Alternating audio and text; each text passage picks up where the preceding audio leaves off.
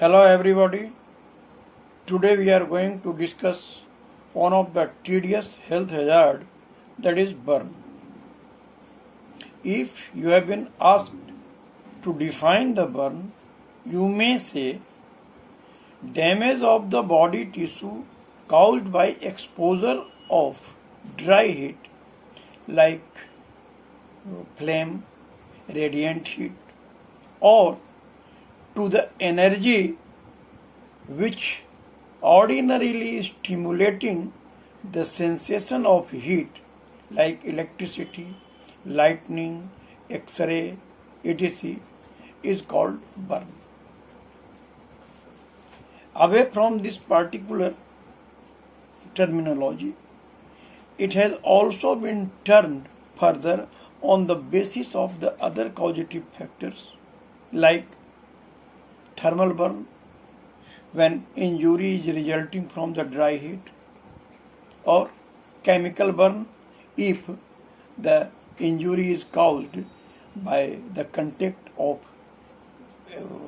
chemical substances like strong alkali, strong acid, electric burn if resulted from the electricity or lightning, radiation burn as an effect of X-ray or other radiations which are frequently used in therapeutic purposes like alpha ray, beta ray, gamma ray, mostly in the treatment of certain malignancy, and likewise some ray also comes naturally like ultraviolet ray, which may also cause burn, and likewise again away from this normal concept, some contrary concept is also here to be noted, as there is also a factor which can produce the almost similar effect,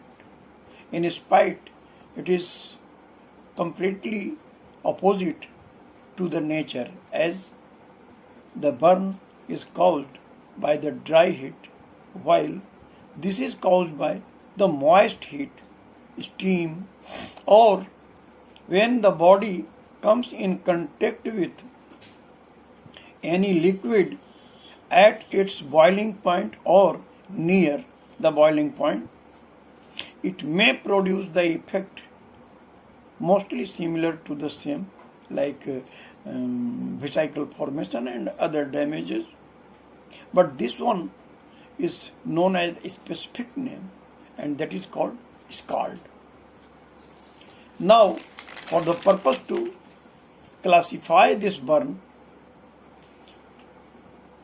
it has been considered under two headings mostly, that is the traditional classification and the practical classification.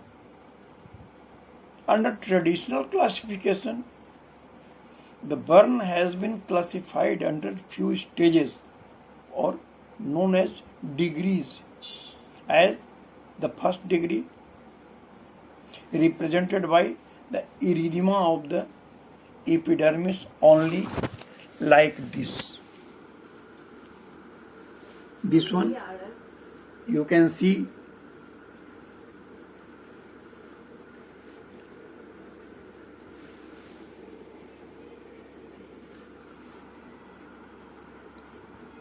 this is the injury caused by contact of the body with a heated steel rod, but the contact is very slight. In spite, this redness is obvious on the surface.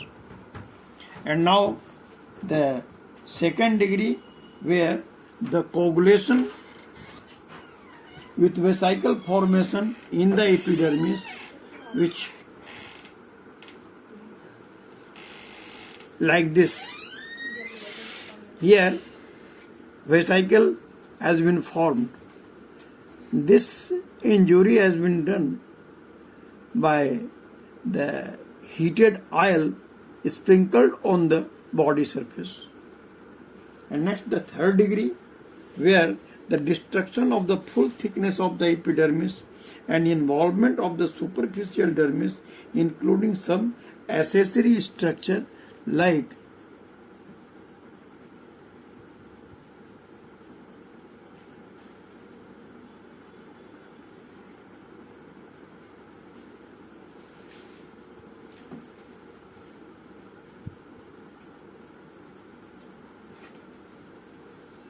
this one. You may see here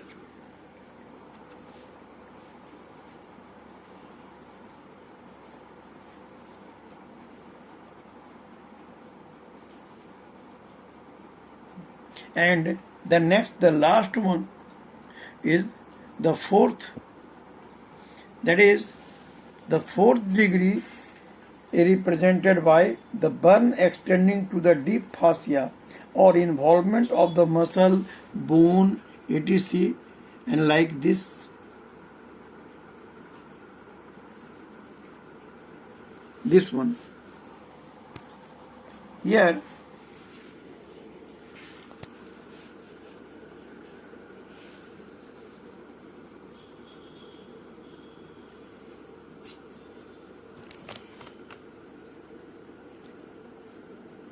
Here it is the typical example of that particular type of fourth degree burn. Again, the second basis under which practical classification is done, practically the whole process is grouped as the partial thickness burn and full thickness burn. Here, the partial thickness burn includes the first and second degree, while the full thickness burn, it includes the third and fourth degree. And in this way, the burn has been classified. In prior days, there was also one parameter that was called the Dupuytren's method and Dupuytren's classification, under which the burn has been classified under 6 degrees. But this classification obsoleted at present because of its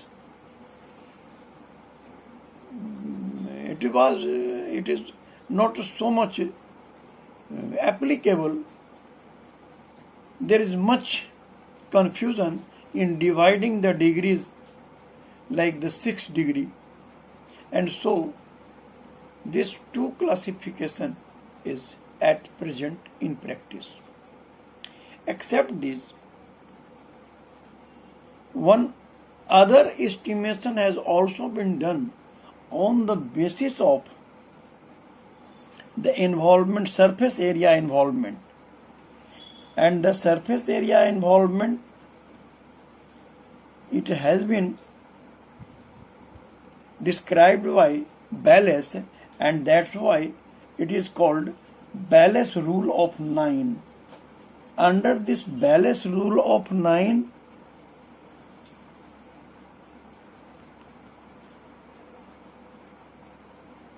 this one,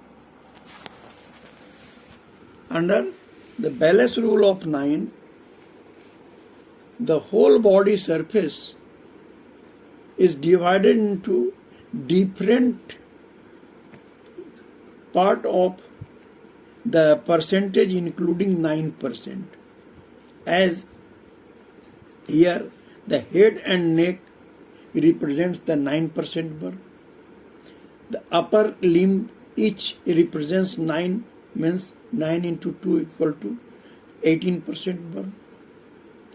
The upper part of trunk, that is thorax, the anterior aspect, 9 into 2, anterior and posterior, abdomen 9 into 2, and here the lower limb 18 into 2, 18% each. In this way, the total 99% has been occupied, and now the rest 1% represents the genital organs or the perineal region, and in this way the entire 100% of the body surface is divided into these classifications, and this Wallace rule of 9 is most frequently used in the follow-up of the case, where on the basis of this percentage, this involvement of the surface, the further strategy of the treatment has been framed. Now, the clinical features are almost typical, and the most prominent feature is the intense pain. Next, the significance of dehydration as thirst, headache, vomiting, chill, etc. In case of severe dehydration, it is added with oliguria or even renal failure. The oliguria, I think, it doesn't require any description, as you know better, that the diminished volume of urine within 24 hours, and if it diminishes below 1 liter, it is called oliguria.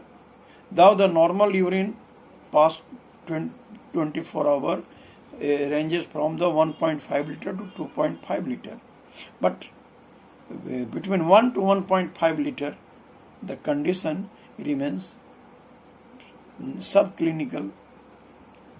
But if it diminishes below 1 liter, it is confirmed oliguria.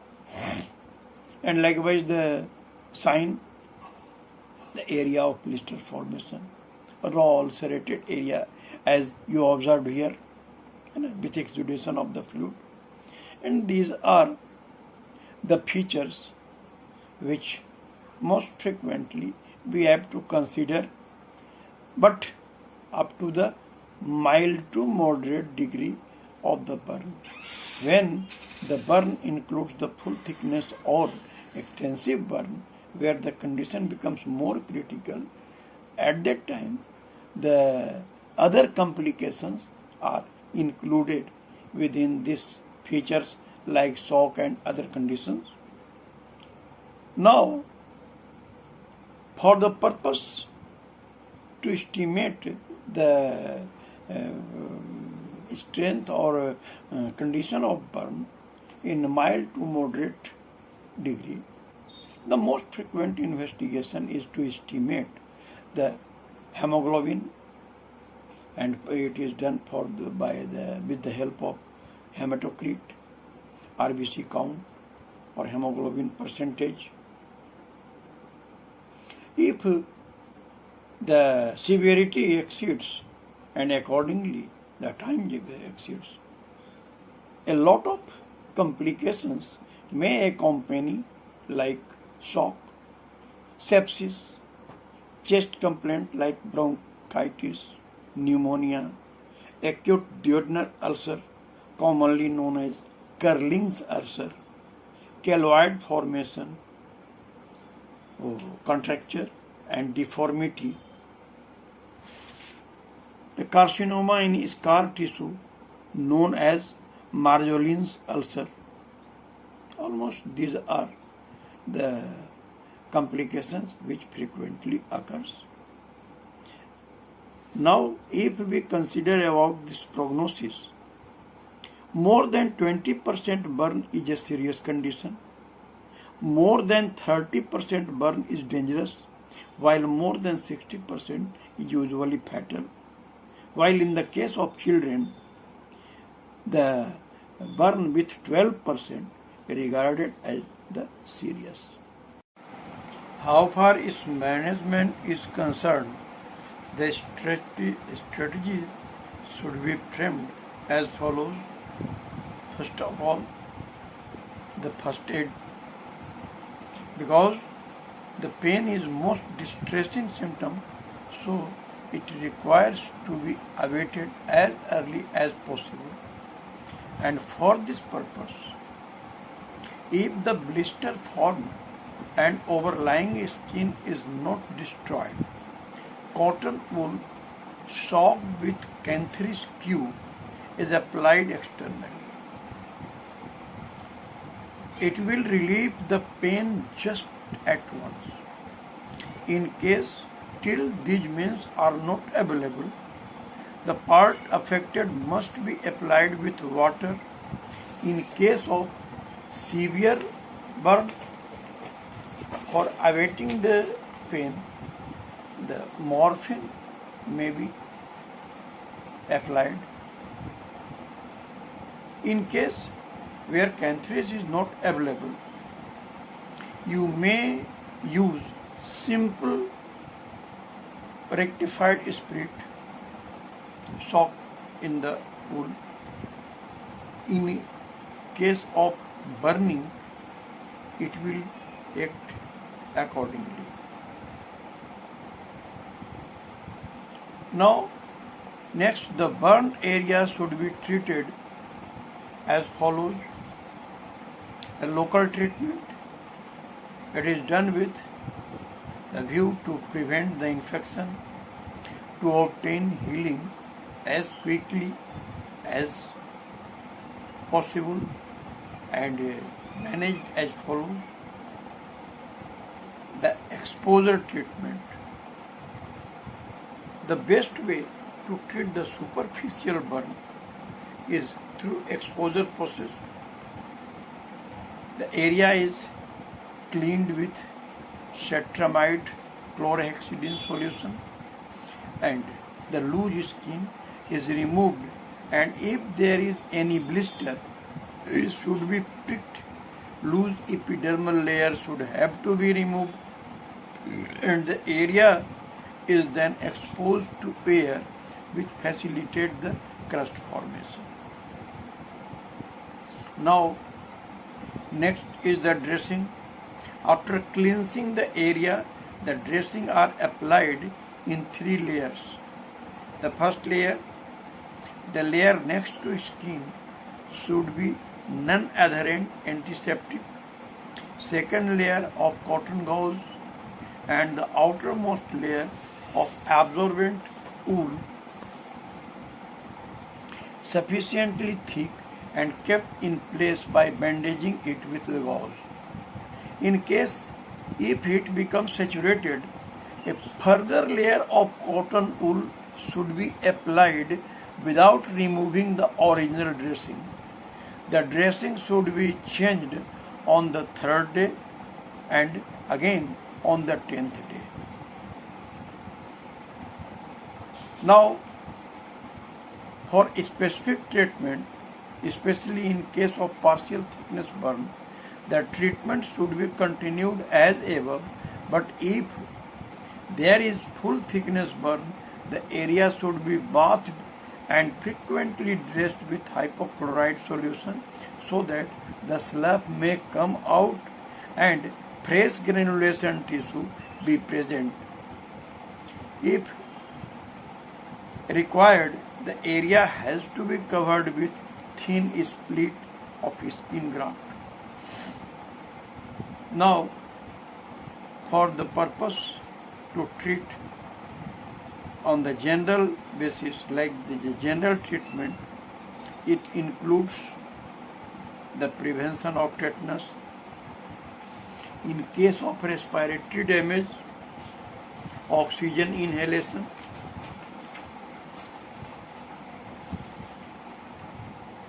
sedation to reduce the pain and restlessness, diet, large amount of protein with adequate vitamin A, D and C, blood transfusion.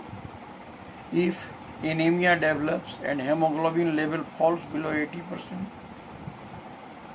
fluid replacement on the basis of hematocrit value, urinary flow, percentage of the area involvement as estimated by Wallace rule of 9. The ration of the intravenous fluid therapy should be estimated most commonly as follows. The colloid should be estimated as 1 ml per 1% per kg of the body weight, and the water 5% dextrose. 2 liters should be given during first 24 hours.